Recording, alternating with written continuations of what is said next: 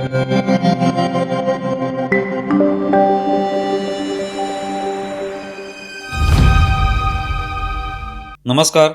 News डंकामध्ये मी महेश विचारे आपल्या सगळ्यांचं मनपूर्वक स्वागत करतो. मित्रांनो, सध्या अपमान हा शब्द अगदी स्वस्त झाला आहे. कोणत्याही गोष्टीला अपमान मानून त्यावरून राजकारण करण्याचे प्रकार आपल्या अवतीभोवती घडताना दिसून येतात. प्रामुख्याने मीडियात अशा विषयांची चलती असल्यामुळे दिवसागणिक आपल्याला अपमानांची संख्या वाढताना दिसते. मुळात कोण कोणाचा अपमान करू शकतो याचे काही धरबंध नाहीत. एखाद्या व्यक्तीची पात्रता, कर्तृत्व, महत्त्व नसलं तरी तो कोणत्याही श्रेष्ठ व्यक्तीचा अपमान करू शकतो, अशी एक धारणा तयार झाली आहे.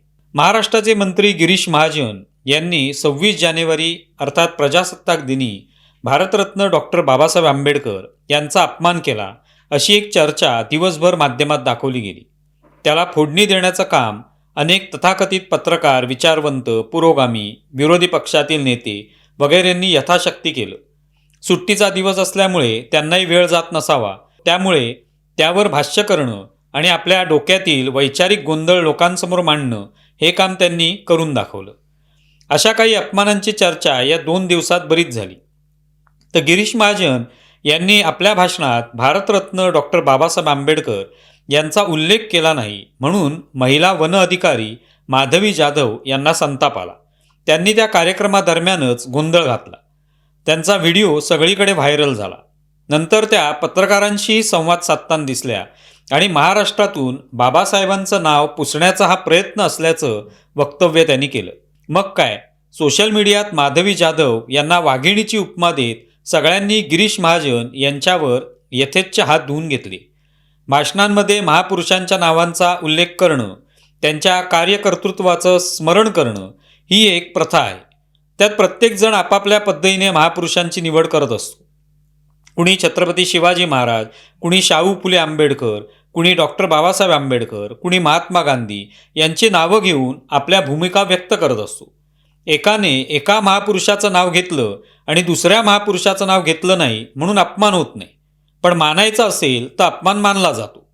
गिरीश महाजनांनी हा उल्लेख केला नाही, त्याबद्दल दिलगिरी व्यक्त केली आणि आपल्याकडून अनवधानाने घडलं आहे अशी कबुली दिली. 26 जानेवारीचा दिवस म्हणून डॉक्टर बाबासाहेब आंबेडकरांचं नाव प्रत्येकाने घेतलंच पाहिजे असं काही नाही. याचा अर्थ त्यांचा अपमान करण्याचा उद्देश प्रत्येकाचा असतो असंही नाही. राजकारणासाठी सगळ्यांना सोबत घेता यावं म्हणून अनेक जण सगळ्या महापुरुषांची नावं भाषणात घेतात. त्यामुळे त्या महापुरुषांची प्रतिष्ठा खूप वाढते असं अजिबात नाही. पूर्वी शाहू फुले आंबेडकर यांच्या नावाने राजकारण करणाऱ्यांनी हळूच त्यात शिव हा शब्द घालून शिव शाहू फुले आंबेडकर यांच्या विचारधारेचे पाईक असल्याचं सांगायला सुरुवात केली. पण त्यामुळे या सगळ्या महापुरुषांची प्रतिष्ठा वाढली असं अजिबात नाही. त्या पक्षांचा फायदा मात्र झाला. मुळात गिरीश महाजन असो की आणखी कुणी मंत्री, त्यांनी बाबासाहेबांचं नाव घेतलं तर बाबासाहेबांची प्रतिष्ठा वाढत नाही. बाबासाहेब आंबेडकर यांचं व्यक्तिमत्व हे हिमालय एवढं उंच आहे. त्यांचं नाव कुणी घेतलं नाही म्हणून त्यांची उंची काही कमी होत नाही की घेतल्यावरती वाढत नाही. त्यामुळे हा निष्कारण विषय चिघळवणारा प्रकार म्हणावा लागेल. एखाद्याने फक्त छत्रपती शिवाजी महाराजांचं नाव घेऊन जयघोष केला तर त्याने छत्रपती संभाजी महाराजांचा उल्लेख का केला नाही असाही युक्तिवाद करून त्याने संभाजी महाराजांचा अपमान केला असा मुद्दा उकरून काढता येऊ शकतो. पण दुर्दैवाने सोशल मीडियात सारासार बुद्धी वापरणाऱ्यांची प्रचंड कमतरता असल्यामुळे अशा विषयाला जणू आपल्या जीवन मरणाचा प्रश्न केला जातो. माधवी जाधव या देखील एक सरकारी अधिकारी आहेत.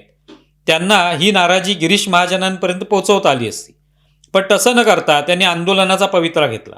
आता सरकारी कर्मचारी सरकारमधल्या मंत्र्यांविरुद्ध बोलू शकतो का, त्या संदर्भातले नियम काय सांगतात, हा एक आणखी एक चर्चेचा विषय होईल. महत्त्वाचं आहे की महाराष्ट्रात असे असंख्य महापुरुष होऊन गेले ज्यांनी या प्रदेशाचेच नव्हे तर देशाचं नाव उज्ज्वल केलेलं आहे. विविध क्षेत्रात असे महापुरुष आपल्याला आढळतात. त्यांचे आपण गुणगान गातो, त्यांच्या जयंत्या साजऱ्या करतो, त्यांना मान सन्मान देतो, पण त्यांचं नाव घेतलं नाही तर तो अपमान होत नाही हे लक्षात घेणं आवश्यक आहे. त्या व्यक्तीने दिलगिरी माफी मागितली की तो विषय तिथे थांबलाही पाहिजे. पण त्यावरून लगेच भाजपा, राष्ट्रीय स्वयंसेवक संघ यांनाही आरोपीच्या पिंजऱ्यात उभे करून उट्ट फेडण्याची सवय काही लोकांना असते. मात्र त्यातून साध्य काही होत नाही. माधवी जाधव यांनी तर आपण यासाठी कोणतीही किंमत चुकवायला तयार आहोत असं विधान केलेलं आहे. त्यावर कोणती कारवाई होईल माहिती नाही, पण त्यावेळेला हे समर्थन करणारे आसपास कुठेही दिसणार नाहीत. याच दरम्यान 13 जानेवारीचे अंजली भारती नावाच्या विद्रोही गायिका असलेल्या महिलेचा व्हिडिओ देखील व्हायरल झाला. डॉक्टर बाबासाहेब आंबेडकर यांच्यावरील गाणी या अंजली भारती गातात. त्यांनी एका मंचावर बोलताना महाराष्ट्राचे मुख्यमंत्री देवेंद्र फडणवीस यांच्या पत्नी अमृता फडणवीस यांच्याबद्दल अत्यंत गलिच्छ विधान केलं. ते विधान ऐकण्याची कुणालाही लाज वाटली असती. विशेषतः एक महिला दुसऱ्या महिलेबद्दल असा विचार करू शकते याचं आश्चर्य वाटण्याजोगं हे विधान होतं. अशी विधानं केल्याबद्दल अंजली भारती यांच्यावर कारवाई करण्याचे राज्य महिला आयोगानं म्हटलेलं आहे. पण ही विधानं केली कशी जातात हा प्रश्न मनात येतो. राजकारणी म्हणून आपला कुणाला विरोध असू शकतो, देवेंद्र फडणवीस यांच्याबद्दल किंवा भाजपाबद्दल आकस असू शकतो, पण त्यासाठी त्यांच्या पत्नीबद्दल अशी विधानं करणं कितपत सहन करता येईल? अर्थात यावर विरोधी पक्षातील नेत्यांनीही आपली बुद्धी शाबूत ठेवत टीका केली. अंजली भारती यांच्या विधानाचा निषेध केला, हे स्वागतार्ह होतं. पण प्रश्न मनात येतो, ज्या महिला विद्रोही गायिका डॉक्टर बाबासाहेब आंबेडकरांवर गाणी लिहितात आणि म्हणतात, त्यांनी एखाद्या महिलेवर अशी अश्लाघ्य भाषा एका मंचावरून वापरावी आणि त्या ठिकाणी बसलेल्या लोकांनी शिट्ट्या आरोळ्या ठोकून त्याला साथ द्यावी, हे भयंकर आहे. त्यावर एकाने तिथे पैसेही उडवले. हा खऱ्या अर्थाने डॉक्टर बाबासाहेबांच्या विचारांचा अपमान नव्हता का? आपण बाबासाहेबांच्या विचारांचा प्रचार प्रसार करतो, पण त्यावेळी आपण एका महिलेप्रती अशी विधाने करतो, ही त्यांच्या विचारांची असलेली प्रतारणा नाही का?